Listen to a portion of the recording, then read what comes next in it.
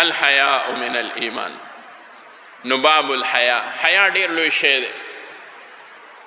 حیا دې ته ویلی شي چې بنده د غلط څیز په لیدو باندې، په اورېدو باندې، په کتو باندې، په کولو باندې ورته ځان بد ښکاري، دې ته حیا ویلی شي. دا حیا ده چې بنده څه شی کوي چې وګوري چې دا ما څه ښایي او که نه. لکه زنانه شوه، زنانه ته اړو تعلیم ورمکه، دا به چې دی نو دې ته به ځان د سړو وړاندې، که خپل سړي د کور سړي د هغې وړاندې به ورته ځان سرتور سر او بربنډه غاړه او بغیر د ډوپټې نه به ورته ځان بد ښکاري. دا ماشومان جنکۍ چې دی کله لوی شي نو د الله شان دی، دی ته بیا چې په کور کې دی خپل نارینه پلاری وي، ترونه وي، رونه وي، د هغې وړاندې زر داسې داسې مخه پوزه خوله دا معمولي پټ کړي. دا حیا ده.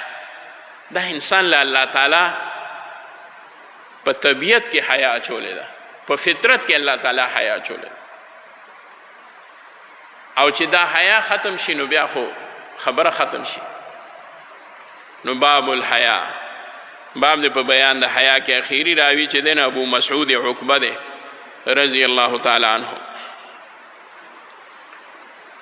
قال فرمای دی قال النبی صلی الله علیه وسلم چې نبی علیه الصلاة والسلام فرمایل ان مما ادرک الناس من کلام النبوة، هغه څه چې موندي دي پخوانو خلکو د نبوت د کلام نه، د انبیاو علیهم السلام د کلام نه، د ړومبنو انبیاو د خبرو نه یو خبره خلکو موندې ده، هغې کې یو دا هم ده، نورې خبرې هم دي خو یو پکې دا ده اذا لم تستحي فاصنع ما شئت، چې کله په تا کې حیا پاتې نشي، چې کله ته بې حیا شي، چې کله په تا کې هغه د نبوت کلام څه دی، انبیاء علیهم السلام دا فرمایلی دي چې کله په تا کې حیا پاتې نشي فاصنع ما شئت، بیا کوه چې څه دې خوښوي، کوه هر هغه څه چې څه دې خوښوي، بس بیا خو درکې اړوس، بیا دې څه خوښوي هغه کوه. حیا د ایمان حصه ده. چې حیا لړه شي نو د ایمان بنیادونه کمزوري شي او ایمان ورسره هغه ډېر کمزوري شي. د دې وجې العیاذ بالله څوک چې بې حیا شي نو تاسو وګورئ بیا به لاندې لاندې کارونه کوي، بې حیا کارونه به کوي، بیا به ورته ځان په هېڅ خبره بد نه ښکاري. که نارینه وي او که زنانه وي چې حیا پکې وي نو دی ډېر زیات ښکلی ښکاري، او چې حیا ترې نه ورشي بیا دی ډېر بد سپک ښکاري. که څوک وایي چې یاره بعضې ځایونو کې خو همدکه بې حیا خلک دي، خلک یې تماشې له راغلي، بله خلک دي ګلوکاران دي، اداکاران دي. العیاذ بالله الله دې تی مونږ او تاسو سره د ټولو مؤمنانو مسلمانانو زمونږ سترګې او غوږ د هغوی د لیدو کتو او د اورېدو نه وساتي. هغه ښځې چې هغوی ګډېږي او هغوی د سړو په منځ کې ناستې وي او ګډېږي او پردو سړو په منځ کې نه، د خپلو په منځ کې څوک دا کار نه کوي، نو د پردو هغوی کې خو بیا اړو سوال سوچ نشي کېدی. نو چې هغه ښځې کله داسې کار کوي نو خلک وایي یاره هغوی له خو بالله خلک راځي. یول جواب خو د دې دا دی دا چې کوم خلک وله راځي ته دی وګوره، خدای دا خبره څه ښه نه ده. خو په دې کې یو داسې سړی شته چې هغه د جومات امام وي، قاري صاحب پکې ناست وي، عالم ناست وي، تبلیغي ناست وي، د چا پیر مورید ناست وي، په خپله یو پیر خدای دې نه کړي داسې ځای کې ناست وي. نو معلومه شوه چې دا کم خلک دي نو دی هم دکه حیا غورځولې ده، ځکه د داسې بې حیا خلکو لیدو کتو دپاره راجمع دي. او دویم جواب یې دا دی چې دا کم خلک د دغې خلکو دپاره راځي نو د دی نه تپوس وکئ وایي دی ستاسو تر کومه حده پورې خوښ دی. چې تر کومې پورې دی کې دکه ماده موجود ده او دی دا کولی شي در دغه پورې خوښ دي بیا وروسته یې نه دي خوښ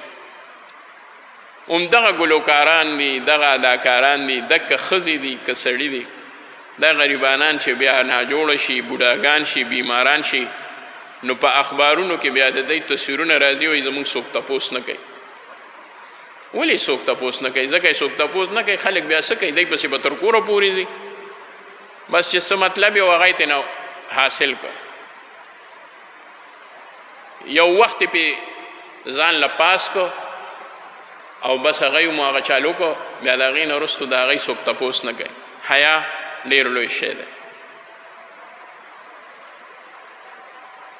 حیا ډېر لوی شی دی الله دې زموږ ستاسو د ټولو حیا والا ژوند نصیب کړي چې حیا په انسان کې پاتې نشي بیا خو ته یې زړه څه توقع نه کېږي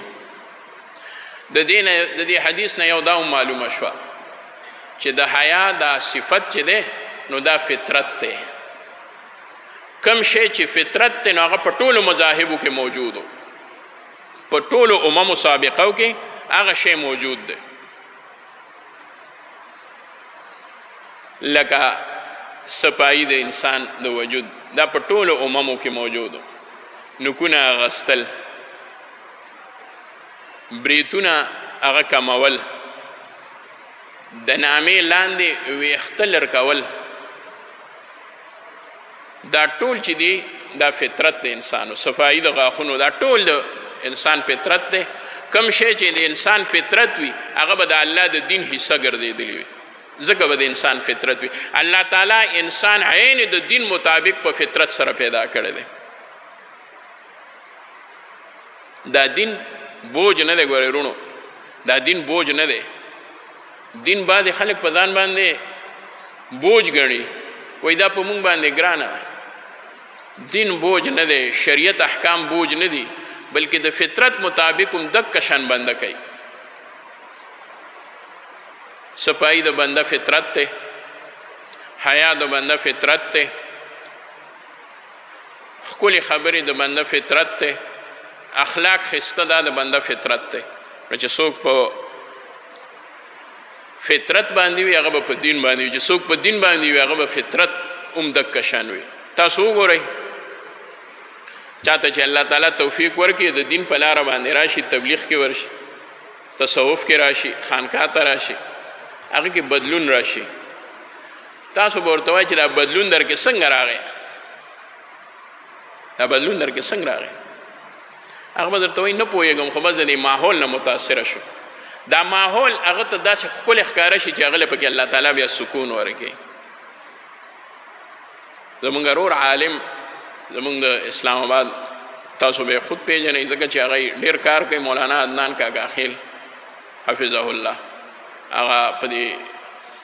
ډېر کار کوي تعلیم یافته طبقه کې هم هسې هغه یو ځل یو غټه مولانا سمیع الحق صاحب رحمت الله علیه جنازه کې یو بل عالم مولانا عبدالغفار صاحب هغه ته یې ووی چې عجیبه ده ما میں نے ثوابی کہ ایک نوجوان کو دیکھا پھر دوسرے کو دیکھا انہوں نے داڑھی رکھی ہوئی تھی اور بہت تبدیلی آئی تھی میں نے کہا آپ تبلیغ میں نکلے ہوئے ہیں انہوں نے کہا نہیں میں شاہ منصور خانقاہ میں آتا جاتا ہوں اس لیے مجھ پر یہ اثر ہوا هغه بیا ما ته ووایي چې ته ما زه خو ګورې په تقریر کې دغه خبرې نه کوم چې دا وکړئ دا وی بس الله تعالی هغه هغه ماحول کې چې دی نو هغه تبدیلي ورکړه بیا فطرت ورته دا وایي داسې مه کوه داسې وکړه فطرت ورته وایي داسې مه کوه داسې وکړه ډېرو خلکو ته به ځان په ټوپۍ په سرولو بد ښکارېدو اوس ورته بې ټوپۍ ځان بد ښکاري ډېرو خلکو ته به موز ګران ښکارېدو اوس ورته د جومات نه وتل ګران ښکاري ګران کار ورته ښکاري نو دا د امم سابقه یو فطرت ته ټولو اممو کې نبی علیه السلام وفرمایل چې د انبیاو په کلام کې یو دا خبره ده چې حیا چې دی نو دا د ایمان جز دی او سابقه ادیانو کې ټول دغه خبره راغلی ده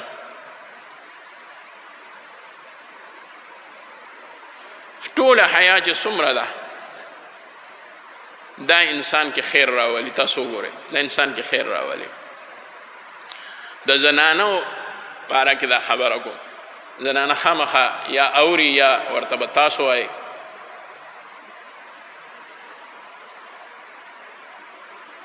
یو ما ته تاسو نشئ ښولی زما تر علمه پورې نه تاسو ته هم ستاسو تر علم مطابق به هم انشاءالله یوه زنانه هغه به خپل زوی له بې حیا جنۍ ونه کړي کوي زه دا خبره کوم وایم که یو بنده په خپله هر څه کوي خو د خپل ځان لپاره دغه بد څیز نه خوښ